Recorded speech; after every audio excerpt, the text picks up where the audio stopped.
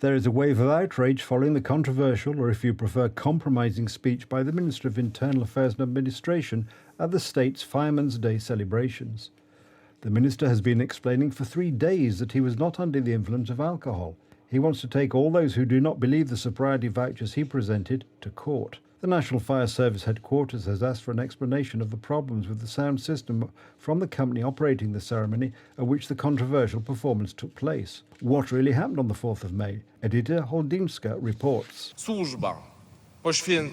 Service, sacrifice. These are the most important things. These are the things inherent in the work of firefighters. Every day you go out to rescue.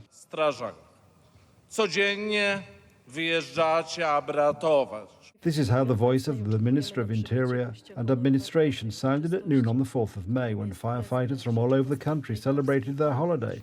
The main celebrations of the Central Firefighters' Day took place at Marshal Józef Pilsudski Square at the grave of the unknown soldier in Warsaw. I will tell you one thing, everyone in Poland has heard what Kierwiński sounded like. So what was it if not alcohol? All of Poland is asking itself, could Marcin Kierwiński have been under the influence of alcohol while presenting his speech? The minister at first replied as follows. There was a reverberation in the square where the ceremony took place due to a microphone malfunction. Anyway, this sound system stands here and there was an equipment malfunction. And later he said this. Those who know me know that I drink very little alcohol, and in these matters I am a very careful man. The State Fire Brigade headquarters confirms sound system problems in a communique. If there were problems with the sound system, it would also interfere with the speeches by the President or the Speaker of the Sejm, but neither of them was accused of consuming alcohol to excess.